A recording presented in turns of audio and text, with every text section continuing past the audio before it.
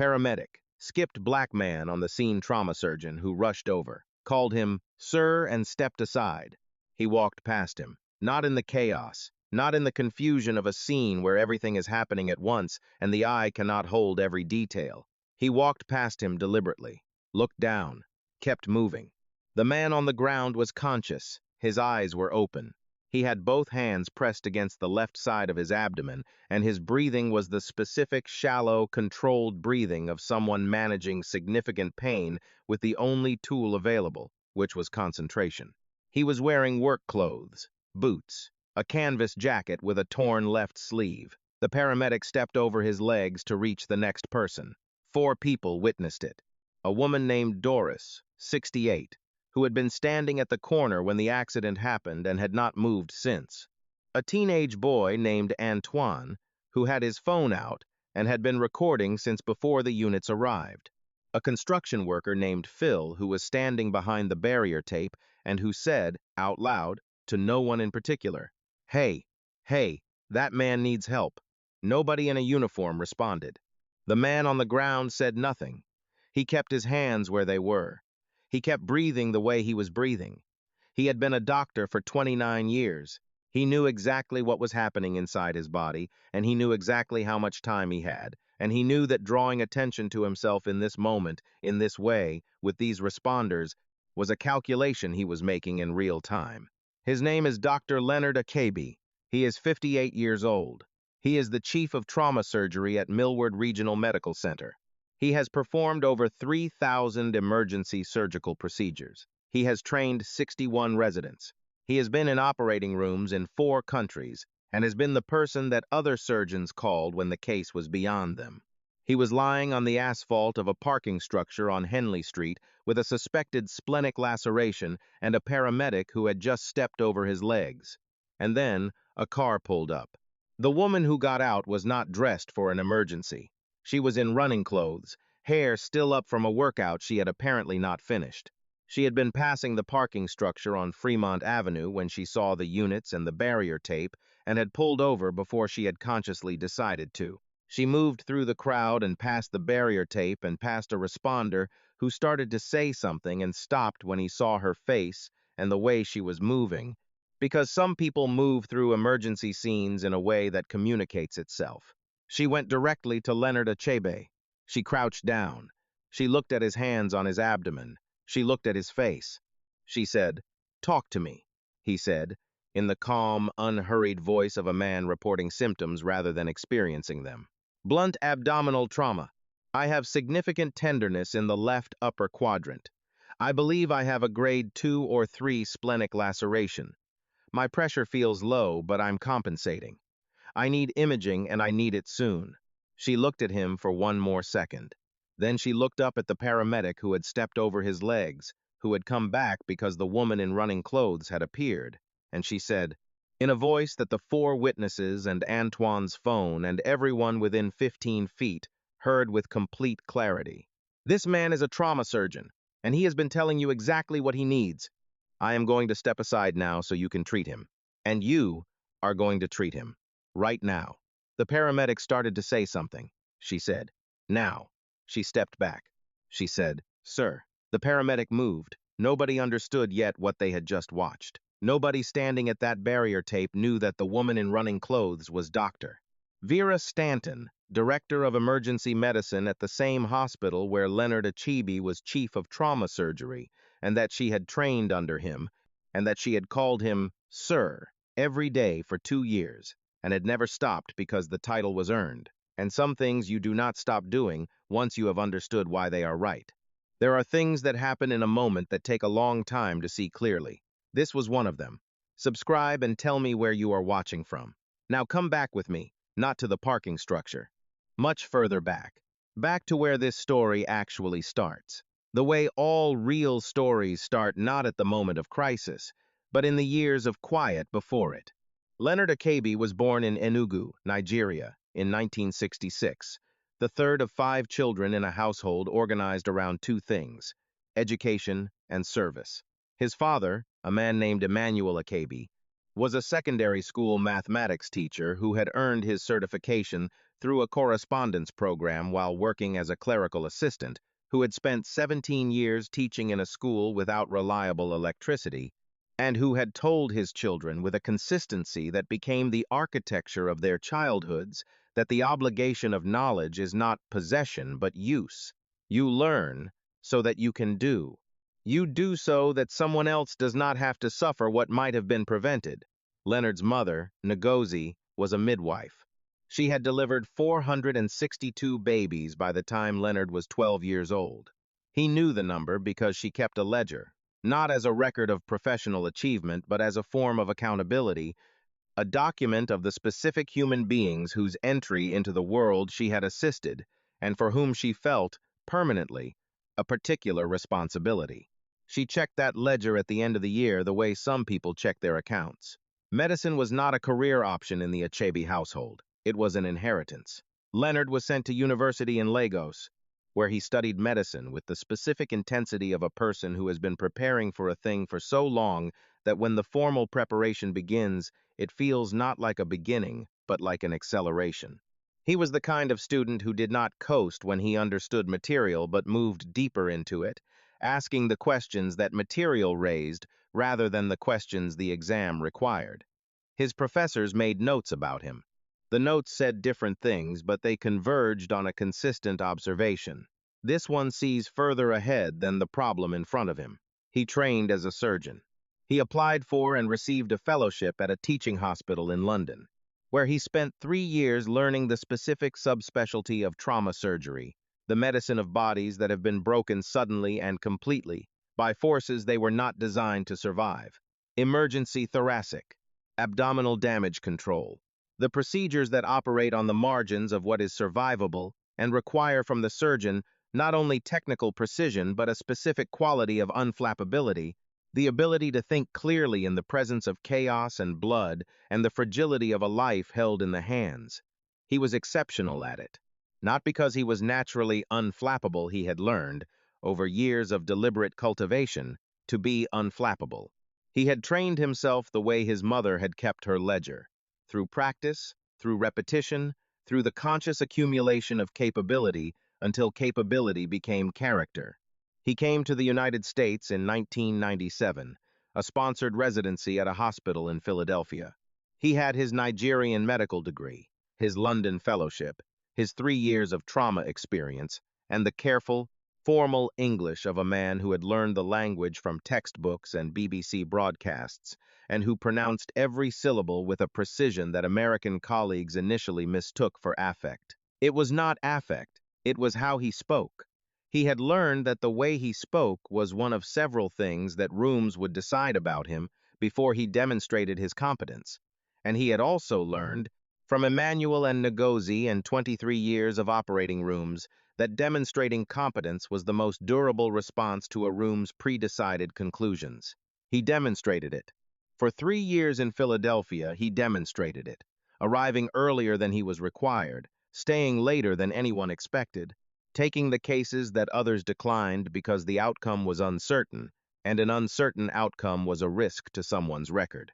Leonard had decided early that his record would be built on the hard cases because the hard cases were the ones where the work mattered most, and because he understood intuitively that a record built on the cases nobody else would take was a record that told a specific story about what kind of surgeon he was. By the end of his residency, his attending surgeons had stopped offering guidance in the operating room unless he asked. They stood with him because the protocol required it, and they watched because watching him was a form of education. He moved to Millward Regional in 2003. He became chief of trauma surgery in 2011. He built the program, not through the political maneuvering of institutional advancement. He was neither interested in that nor particularly skilled at it, but through the accumulation of outcomes, cases handled, lives preserved, residents trained well enough to go on and train others well. By 2023, the trauma program he had built was the reason that patients from 4 surrounding counties were transferred to Millward when other hospitals decided the case was beyond them. He kept a ledger, not as a record of professional achievement, as a form of accountability, a document of the specific human beings whose survival he had assisted, and for whom he felt, permanently, a particular responsibility. He had learned that from his mother. The morning of the parking structure incident, Leonard Achebe had been at Millward since 5:30 a.m. He had been in surgery twice before noon. He had reviewed 3 case files for a residence consult and had attended a department meeting that he had chaired with the specific economy of a man who understood that other people's time was a resource he was responsible for, managing carefully. He had left the hospital at 4:15 in the afternoon because he had learned, imperfectly and over protest from his own habits, that the body requires maintenance, and that a surgeon who did not maintain his body was eventually a surgeon who could not operate. He had walked 2 blocks toward the parking structure on Henley Street when the vehicle came through the barrier at the upper level. He did not remember the next 30 seconds with any clinical precision. He remembered sound and movement and the specific sensation of impact, and then the asphalt under his hands, and then the assessment beginning automatically, the way it does when 29 years of training make certain processes involuntary. He pressed his hands to his left upper quadrant. He noted the quality of the pain. He began his own triage. And then the paramedic arrived and made the assessment that Antoine's phone recorded and that 4 witnesses saw clearly and that Leonard Achebe felt in the specific way a person feels when the system that is supposed to protect everyone decides, in a moment and without examination, that it does not see him. He kept his hands where they were. He kept breathing. He was making calculations. He had his hospital ID badge clipped to his jacket. It was visible. It had his name and his photograph and the words, Chief of Trauma, Surgery in the line beneath. The paramedic had walked past it the same way he had walked past the man wearing it. In the left breast pocket of his canvas jacket, worn soft from years of the same commute, was a small leather notebook, not composition paper, leather-covered, the kind a person buys when they have decided that the thing they are recording matters enough to protect. Inside it, a running account of the department's quarterly metrics, 2 research notes he had made that morning, and on the last written page, a name. The name was Vera Stanton. He had written it there 8 months ago with a note beside it that said, ready. The note meant she was ready to lead. He had been building the case, the way he built all cases patiently, with evidence, waiting for the institutional moment to present itself. She arrived at the parking structure still in her running clothes and crouched beside him before he had finished the thought. What happened in the next 20 minutes is a matter of documented record. The paramedic treated Leonard Achebe. He treated him correctly and completely and without any further hesitation, because the woman in running clothes had made the situation clear with a precision that did not leave room for ambiguity. Antoine's phone was still recording. A second responder, a woman named Kim, who had been managing another patient on the far side of the scene, came over when she heard the exchange and took a position and said nothing and watched everything. The ambulance transported Leonard to Millward Regional Medical Center, to the hospital where he was chief of trauma surgery. The receiving team in the emergency bay did not learn who the patient was until the gurney came through the doors. The nurse who met it, a woman named Patricia who had worked in that bay for 11 years, saw Leonard's face and said, "Oh God." And then she did her job, which was the first and only appropriate response to what was in front of her. The imaging confirmed what Leonard had suspected. Grade 2, splenic laceration, manageable non-operatively with monitoring, low probability of needing surgical intervention if his pressure stabilized. His pressure stabilized. He spent 41 hours as a patient in the hospital he ran. He was later asked by a journalist what those 41 hours were like. He thought about the question for a moment and then said, educational. He meant it without irony. He had spent 29 years on the other side of the curtain.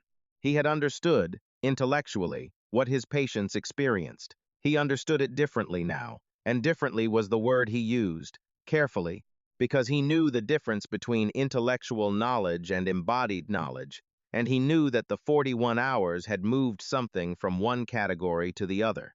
He did not make a formal complaint in the immediate aftermath.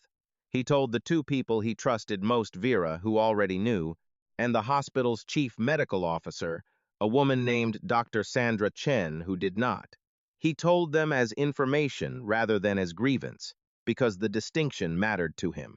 What had happened was information. What was done with it was a decision. Sandra Chen decided quickly. She had been in medicine for 34 years, and she had learned that the decisions that feel uncomfortable in the moment are precisely the ones that determine what an institution actually is, as opposed to what it says it is. She called the director of the city's emergency medical services. The EMS director, a man named Robert Callahan who had been in his position for 4 years and who understood his institution the way people understand institutions they have inherited rather than built, received Sandra Chen's call on a Thursday morning. She was precise and factual, and she told him what had happened in the order in which it had happened, and she did not soften any of it. He listened without interrupting. At the end, he said, "I need to see the documentation." She sent it that afternoon. Antoine's recording, which Antoine had provided voluntarily when a patient advocate reached out through a community liaison. The statements from Doris, from Phil, from Kim, who had submitted her own account through internal EMS channels the day after the scene because she had decided that the record should not be only what other people wrote. Kim's statement was 4 pages, single-spaced, and it was specific about what she had observed and specific about what the observation meant. Robert Callahan spent a weekend with the documentation. He came to work on Monday with a decision already made, which is the way decisions work when the documentation is clear, and the only question is whether you are willing to see what it shows. He requested a meeting with his department heads. In that meeting, he presented what he called a pattern, finding not one incident but 7, documented over 22 months, all involving the same unit, several involving the same responder, all involving patients whose demographic profile shared specific characteristics. Kim's statement had mentioned the 7. She had named them. She had dates. The department heads were quiet, in the way that rooms go quiet when information is put on a table that people have been aware of individually but have not yet had to be aware of collectively. Callahan said, "We are going to address this systematically, and we are going to do it in a way that is transparent about what we found and what we are doing. That is not optional." 3 things happened in the month that followed. The first, the paramedic who had stepped over Leonard Achebe's legs was placed on administrative leave, pending a formal conduct review. The outcome of that review, a mandatory retraining program, a supervised return to duty, and a 6-month probationary period was not announced publicly. What was announced publicly was the existence and the scope of the review process, because Robert Callahan believed that announcing outcomes without announcing processes was the way institutions managed appearances rather than problems. The second, the city's EMS system commissioned an independent audit of dispatch and scene response patterns across a 5-year window. The audit was conducted by a firm with no prior city contracts. Its findings, released 4 months later, were 63 pages long. The executive summary was 3 paragraphs. It said, without equivocation, that the patterns were real, that they were not attributable to chance, and that they required structural remedy rather than individual correction. The third, Robert Callahan asked Leonard Achebe to serve on an advisory panel for the EMS system's protocol redesign.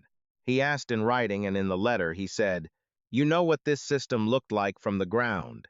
We need that perspective in the room where the new protocols are written." Leonard said yes. He said yes because Emmanuel had told him that the obligation of knowledge is not possession but use, and because he had spent 29 years demonstrating competence inside institutions that did not always make room for it, and he had learned that demonstration was necessary but not sufficient, and that the room where decisions were made also needed to change, and that changing it required someone willing to sit in it. He sat in it. For 9 months, every other Thursday, in a conference room on the 4th floor of the city's public safety building, Leonard Achebe sat on the advisory panel and said what he knew and asked the questions that needed asking and did not soften what the data showed. The new protocols were adopted 14 months after the parking structure incident. They were not perfect, Leonard said so, in the public meeting where they were adopted, because imperfect protocols honestly named are more improbable than perfect protocols that paper over their own deficiencies. They were substantially better. They included mandatory scene triage sequencing that removed individual responder discretion from initial patient contact order. They included bystander witness documentation requirements.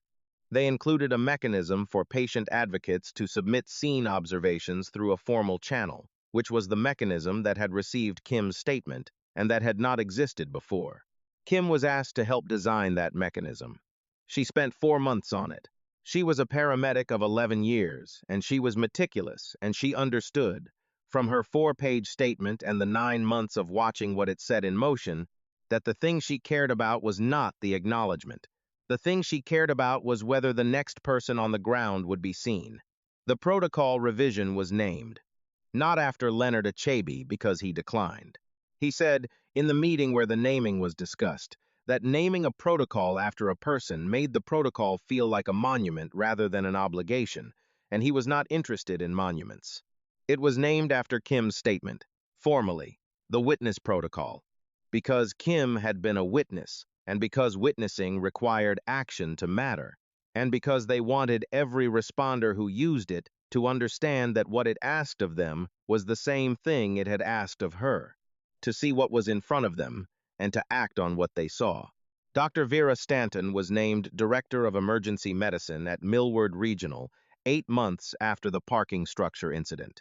The appointment had been in process for longer than that. Leonard had written the recommendation letter 14 months prior. He had written it in the specific, evidence-dense way. He wrote everything that mattered with cases cited, with outcomes named, with a precision of language that left no interpretive room for a reader who might prefer to find ambiguity. She had not known about the letter. She found out the day the appointment was made official, when Leonard came to her office and told her, in the direct, unhurried way, he communicated things that he considered important. He told her what the letter had said. He told her why he had written it when he had written it. He told her that she had been ready for 8 months, which was true, and that the institution had taken 8 months to arrive at the same conclusion, which was also true, and that both of those things were worth knowing. She said, when he finished, "You were lying on the asphalt making that case." He said, "I was lying on the asphalt. The case was made a long time before that." She looked at him for a moment, then she said, "Sir," he said, "Vera." In the small leather notebook, on the page where her name had been written 8 months ago with the word ready beside it, he drew a single line through the note. Not a deletion, a completion. The way you mark something when it has become what it was always going to be. He closed the notebook, went back to work. The ledger had a new name in it by the end of that week. Not a patient. A resident, a young surgeon named Marcus, 29 years old, first generation, extraordinarily talented, and uncertain, in the specific way, of talented people who have not yet been told clearly enough, and by the right person, that the uncertainty is not evidence of limitation, but evidence of seriousness. Leonard had been watching him for 4 months. He found Marcus in the resident lounge on a Thursday afternoon and sat down across from him and said, "Tell me what you're afraid of." Marcus looked at him. Then he told him. Honestly, without the performance of confidence that residents often put on for attendings, because Leonard Achebe was not the kind of attending who rewarded performance. Leonard listened to all of it. Then he said, "Every fear you named is accurate. Every single one of them is a real thing you will face. I faced them. I still face some of them." A pause. The specific pause of a man selecting the right words for what comes next. The question is not whether the fear is real. The question is whether what you're building is stronger than the fear. Marcus said, "How do you know when it is?" Leonard said, "You don't before. You find out during." He stood up, picked up his notebook, walked to the door. Then he stopped, and without turning around, said, "You are the person I am going to call when the case is beyond me. I am telling you now so you have time to become certain of it." He left the resident lounge. Marcus sat there for a while. Then he picked up the pen on the table and opened the notebook. He always carried the kind with the black and white marbled cover, and he wrote something in it. Not a case note, not a procedure log. Something else. He wrote it in the top right corner of a blank page. The way you write something you want to see at the beginning of things rather than at the end. What you are building is stronger than the fear. The work will show you. The thing I cannot put down is the ledger. Not the leather notebook with Vera's name, the one Ngozi kept, 462 names. A midwife in Enugu, Nigeria, accounting for every life she had helped into the world, not because someone required it of her, not because it advanced her career, but because the names were real and the weight of them was real, and she believed that certain things must be held in a record so that they are not lost to the ordinary forgetting of a life lived forward. Leonard kept a ledger. Vera carries forward what the ledger taught. Marcus will carry it forward after that. This is how certain things survive institutions that were not built to protect them. Not by demanding that the institution change first. Sometimes it does, sometimes slowly. Sometimes only when Kim writes 4 single-spaced pages and someone decides to count, but by the transmission of a practice, person to person, generation to generation, the way Ngozi's accounting passed into Emmanuel's lesson, and Emmanuel's lesson passed into Leonard's hands, and Leonard's hands passed into an operating room and an advisory panel and a resident lounge on a Thursday afternoon. You do not have to be seen by the system to be real. The ledger is proof. 462 names, kept in a book that nobody required, because the woman who kept it understood that the obligation of knowledge is not possession but use. So here is what I want you to hold with me for a moment. The honest version, not the comfortable one. Is there someone in your life who has been doing the work quietly, correctly, without the acknowledgement the work deserves, and you have not yet said it clearly? Not complimented them. Said it, with the specificity that makes a thing real rather than polite.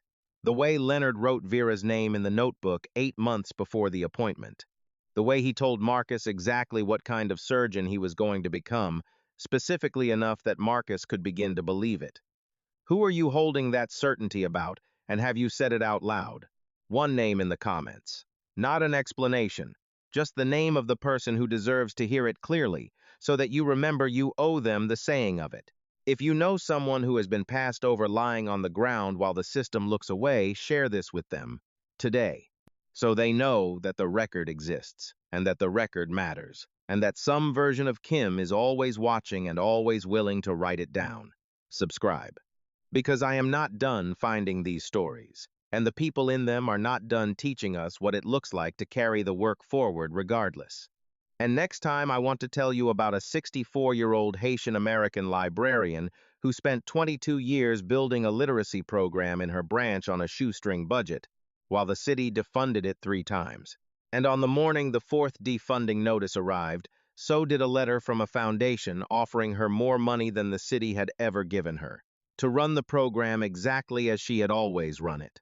Same story. Different shelves, same hands doing the work. I will see you there.